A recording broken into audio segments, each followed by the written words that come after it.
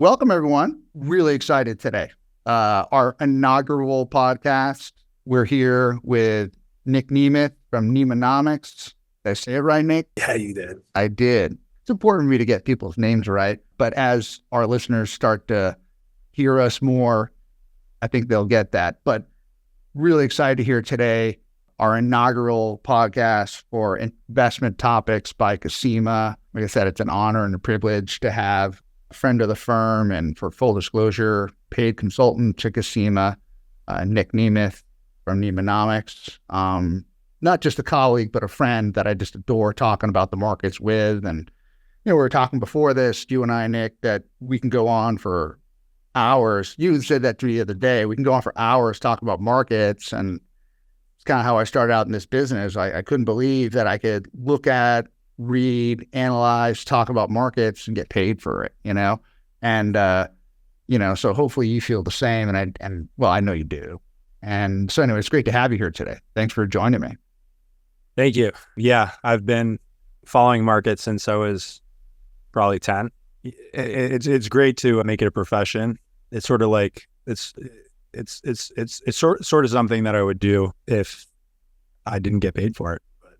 Yeah, it's funny you say that. I used to be a big fantasy football player guy, like really in the weeds. Like any person that works in the securities business, numbers, stats, trends, things that excite us, I stopped doing it after a while because I tell you, following the markets is that adrenaline for me. It is that passion. I'm not that passionate about, I have my favorite sports teams, but I'm not that passionate about the individual players and beating a guy.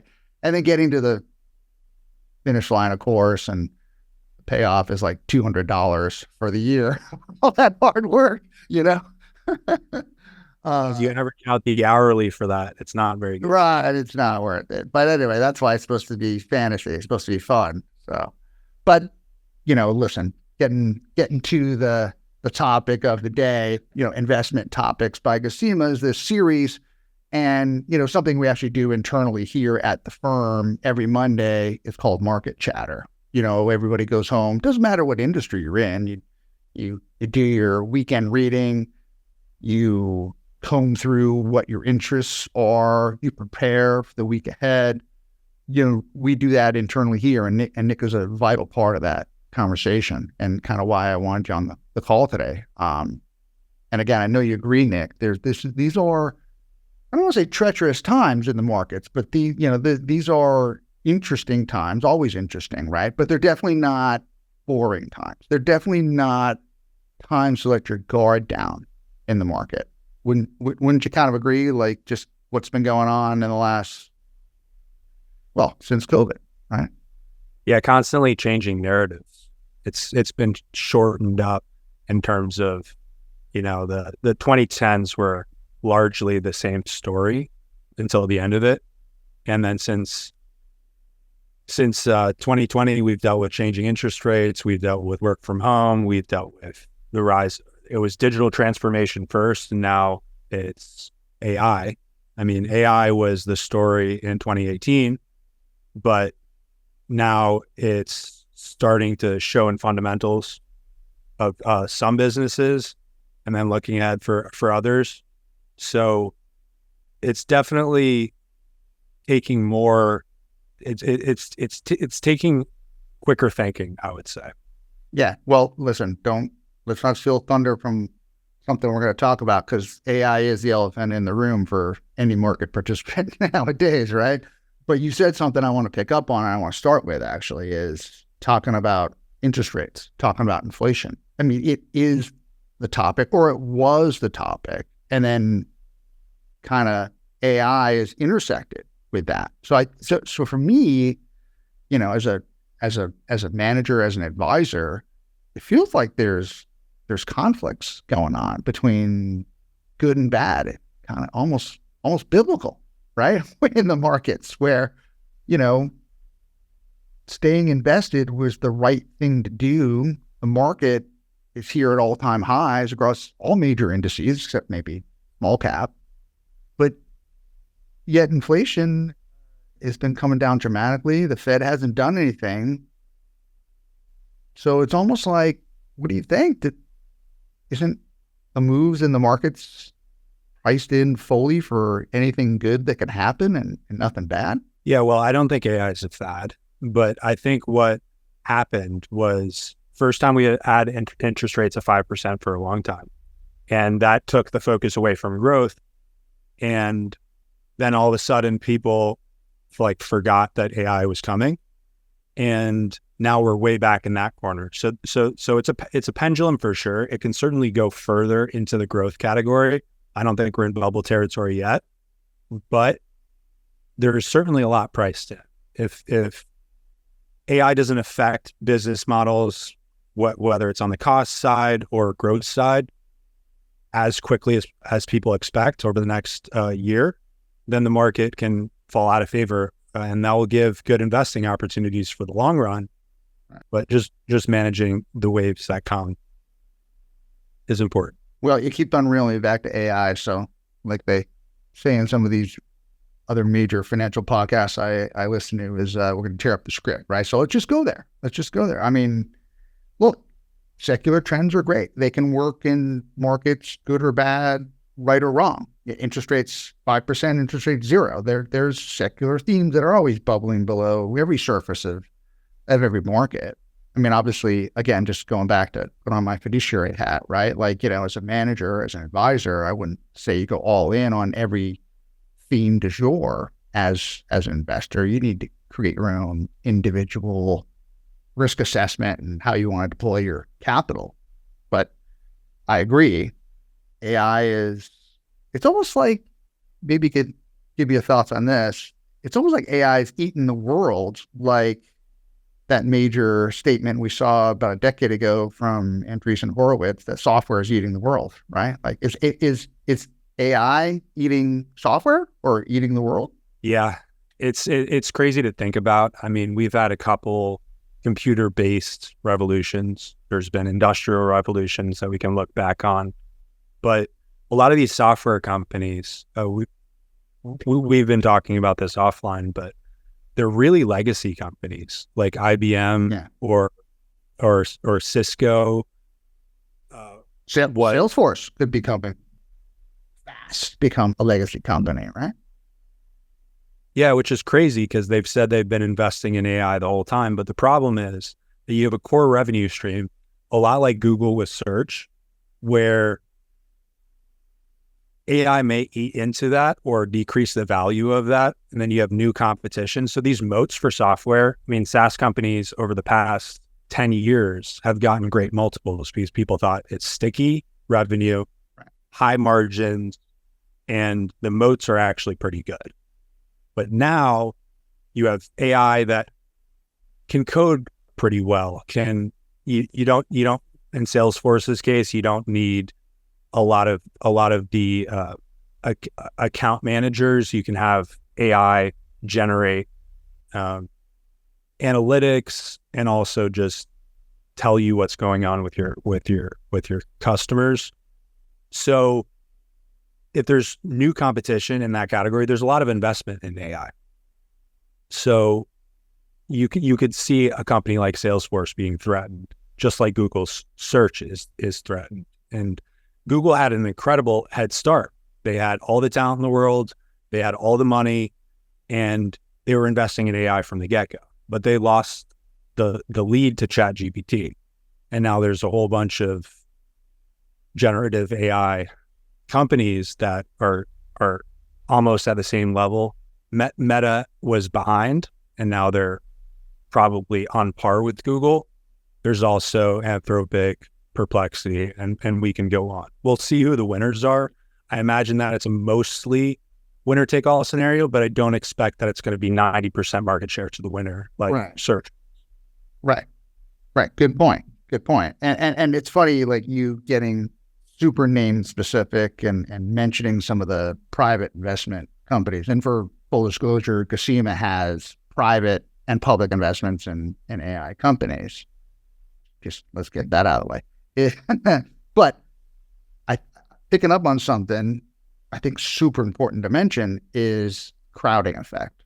You know, the brand names that always kind of worked You're just talking about a minute ago, Salesforce and the compounding effect of your stock returns by just, I know the name. It's sticky revenue. It's recurring revenue.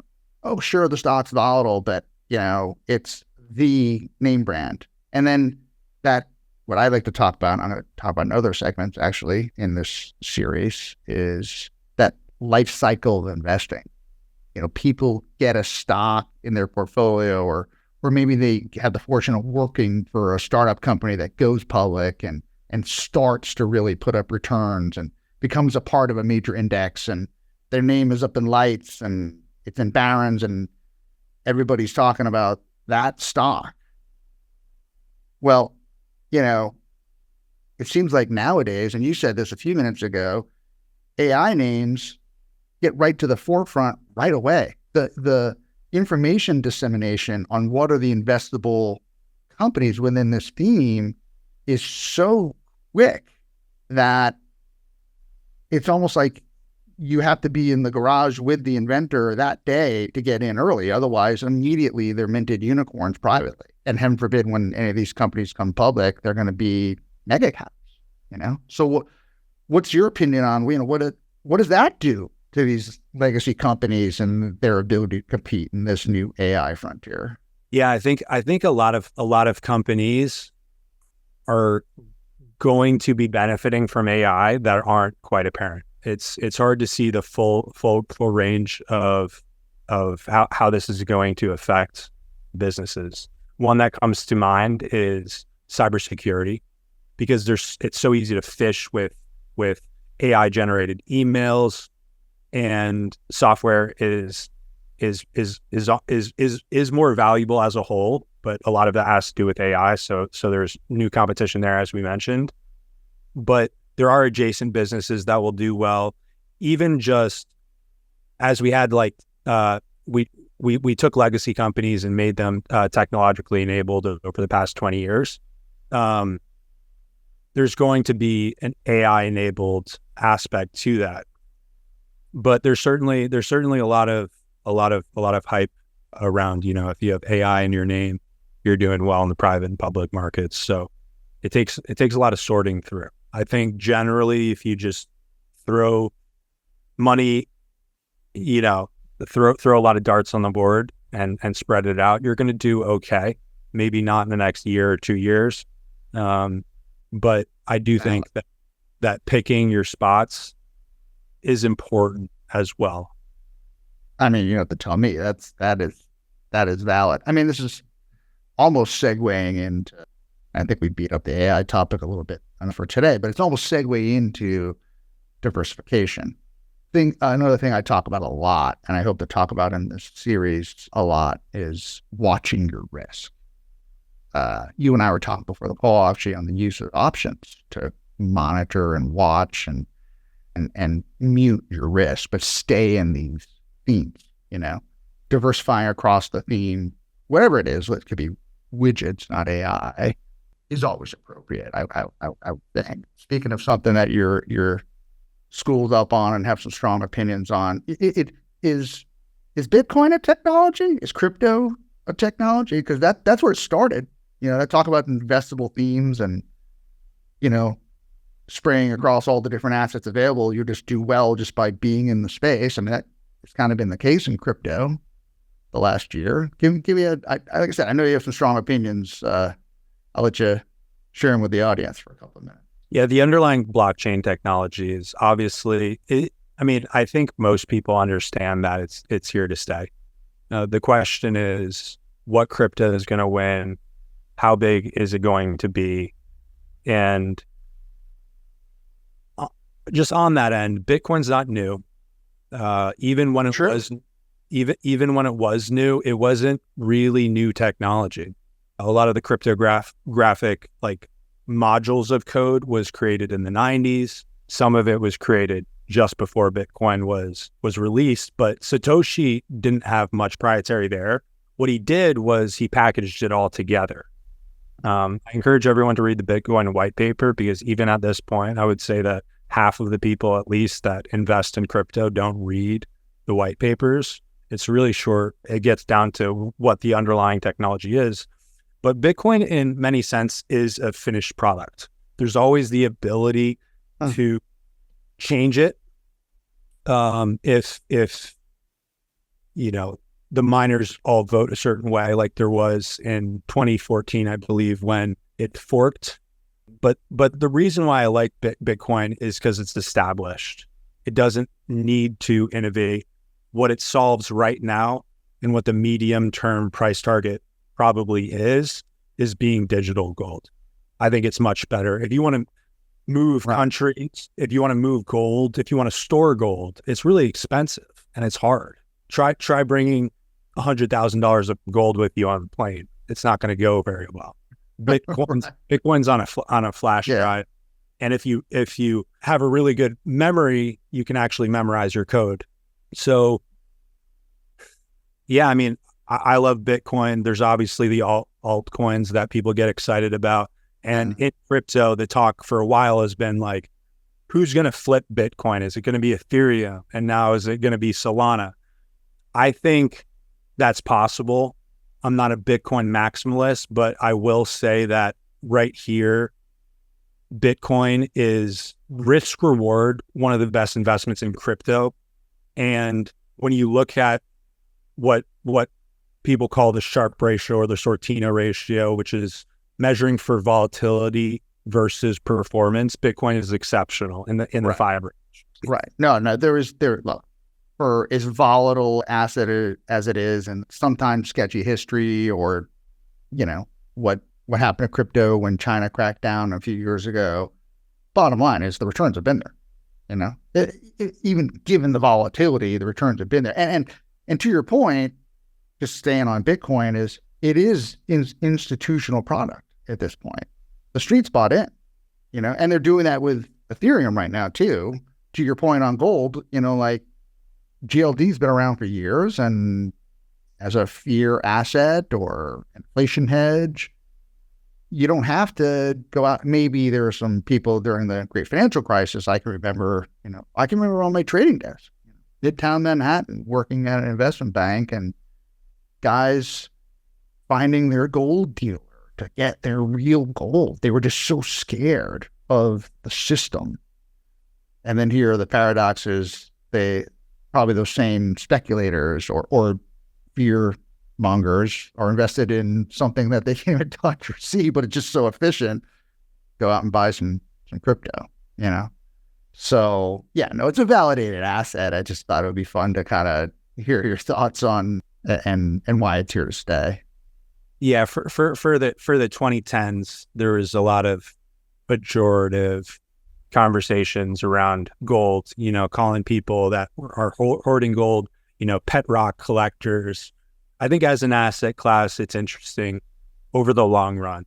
It can certainly be volatile. It's not so volatile on a month-to-month basis, but if you look out years on gold, it can spike and fall 50 or more %. Yeah. So, and I guess that's my point is, there's a room for it, and advisors for decades now have said, you should always have a little bit of precious metals in a diversified book. Now, whether that's in physical form or ETFs, that may be a personal choice. But that's my point on Bitcoin and crypto, and wanting to bring it up is, for Gasima clients, for example, there is a place for a validated asset in a certain percentage based on what your goals are, based on what your risk parameters are. That's really the punchline as to why I like to mention crypto nowadays, not because I have a strong view. I know you have strong views, and I respect them. And again, for full disclosure, Gasima clients own crypto ETFs. But at the end of the day, how does it fit into the context of portfolio? I think the asset's been validated is kind of what I feel. It's gotten that original, Bitcoin's gotten that original stamp of approval, but BlackRock says adoption is low, and it's mostly retail inflows that are coming into ETFs. So over time, the big firms are going to get comfortable with it, especially as millennial Gen Z starts having more of the wealth and also becoming advisors. So it's a question of, and the talk on Twitter and the rest of the media is adoption is going to be slow by institutions. Sure, we got that initial push, but it's going to be slow. I think there's some catalysts to change that, and segues into what's going to happen around the election. Oh, that's a good segue. Let's do that. Let's do that. You went there, so let's bring it all the way back home. Like, tell me about what do you do in an election year with your portfolio? What's the investment climate look like historically? Yeah, I mean, I think a lot of people know that investing years are good for the stock market. It's actually the year before an election that's also pretty good. The average return during an election year is about average, actually. But during a re-election year, it's 12.4%. So we've already had a 15% move in the market. Right. That's kind of my point. Let's put some math around that, right? Like we've already overshot historical mean for stock market returns in an election year. Yeah, we're in the best 3 months of an election year, going back to 1928. Got June, July, August are up 75% of the time, and an average of 7.3%. So we're not probably done with election year bullishness, but where we end the year, if I had to guess, would it be higher or lower? I would still say higher from here. But like you said, a lot's been priced in. It's a very weird election. So as much as we had a re-election year that's been down, it could be different this time. I mean, I don't think we're going to end the year down. That would be a pretty bearish call. But you have to sort of take the whole like a whole survey of what you're dealing with, where we are, if you're investing today. Nick, now you messed the whole thing up. You said those famous last words on investing. It could be different now. I'm just kidding with you. I'm just kidding. Yeah. People always say that, like, this time is different. Oh, like, man. Watch out. That's the new paradigm. That's going to burn people. But I think the investing is always different. It always has the same underlying forces at play. It's really supply and demand, and a proxy on the economy and expectations. But there's always something new. If you think it's completely different, you're going to be wrong. You can look back to many historical analogs with AI. There's been industrial changes that we can look at. The macro environment, I think, is most similar to the 1950s and after World War II, which is when the deficit blew up and eventually worked down. But yeah, I mean, well, we're in that blow up period for sure. I mean, sorry to cut you off, but I think that's a good spot that we should start talking about some of these forces that have got us to this moment. Historical context of deficits blowing up, interest rates just came off the lower bound, and they seem like they're sticky where they are for the foreseeable future. And in a historical context, actually, 5% Fed funds rate actually isn't really a big interest rate at the end of the day. It could, at least the popular press says, could be biting the wallet of potential home buyers. But inflation is kind of getting under control, and with the switch over in the presidency, whoever wins, they're going to have to deal with these issues. And does their overall interest expense get cut because the Fed starts to cut rates? But then what does that do to inflation? What is both of these presidents are going to be one-term presidents? So do they want to hit the pedal to the metal on fiscal to go out with a bang and create their legacy? Again, it just, for me, and I'd love to hear your opinion on this, of course, why I'm mentioning it, is there's just a lot of question marks when you're fully priced, when you're 20-something plus times forward earnings because of a secular trend like AI. And the soft landing kind of happened. We're still chugging along, 1.5%, 2% GDP, 300 plus bips of CPI. I'm not saying inflation's dead, and I'm not making any macro calls, but I'm just observing that it's been a one-way ticket in markets, and we haven't had any major correction besides maybe the last couple of days in like Nvidia, for example, hold stock. It just seems like we could be heading dangerous times, regardless of the history of election year investing. Yeah, the market tends to climb the wall of worry, if you will. Monetary policy operates on a lag, 12 to 18 months. But since we've sort of figured out that, or the market's figured out that we're going to be in a higher interest period, it's been 2 years since the first Fed hike and signaling that we're in a new interest rate era. So you would have expected by now to see an economic slowdown, and we're still running pretty hot. I mean, growth is good, inflation is there. It's not so much supply driven like COVID originally was, and demand is obviously strong. So I don't think we're going into a deflationary or super disinflationary less than 2% era.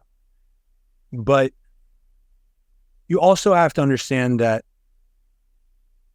there's a huge, like, interest rates don't simply affect inflation because there's a lot of forces at play, like the supply side dynamics, for example. The Fed can only really affect the demand side equation.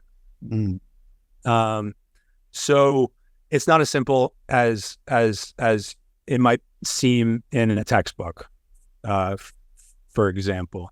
How it plays out, I don't think anyone knows, but it is the time to be thorough in your macroeconomic research. Well, I'm glad you brought it home that way, because I don't think we just throw up our arms as fiduciaries and say we don't know either. But the point being is those old lessons of investing are just going to work here. That I feel pretty sure about. Diversifying your assets, knowing your risk. Something I hope to enlarge upon in future segments of this series. Watch your risk. Watch your risk. It's okay to have an overweight, bullish stance on risky assets. But what's your risk? What's your profile? What are you hoping to achieve with that particular investment portfolio of yours? And that's really truly why I mentioned this. To your point, I'm not trying to make any kind of market top call, but it's kind of like we talk about in our internal market chatter. These are the things that make you go, right? Where as an investment professional, as a client of Gasima, as a person who just has any kind of money in any kind of risk assets, meaning outside of CDs and T-bills, you got to watch your risk. You got to understand what forces may be at play and what your goals are, and constantly be adjusting and monitoring. Just like my example of fantasy football, for really puny returns and maybe some bragging right rewards, but at the end of the day, not a lot of economic rewards. If you have some kind of plan, some kind of goal with your investment portfolio, you can't just set it and forget it. And I think that's maybe the true point of what we've been talking about today is buy and hold is still valid in parts of your portfolio, but set it, forget it, type of investing, I truly believe is dead, and you have to be an active investor nowadays. Yeah, you don't want to be making decisions based on the whims of the market, constantly watching tickers and changing your core theses, but you constantly have to re-underwrite them in this environment. Great final point. And so look, we at Gasima stand ready to help you out with that monitoring, with that adjusting, getting your plan together. And I hope to be doing a lot of that with a lot of you out there, guiding you in the future. So Nick, won't be the last time you and I do this together, but couldn't think of a better person to be a part of the inaugural podcast. So thanks for doing it. Thanks, Tony. Thanks, everybody. And make sure to check back to GasimaGlobal.com to sign up for future podcasts. Also, make sure to look out for us on LinkedIn, Facebook, TikTok, and YouTube, and follow all our channels there for more proprietary Gasima content.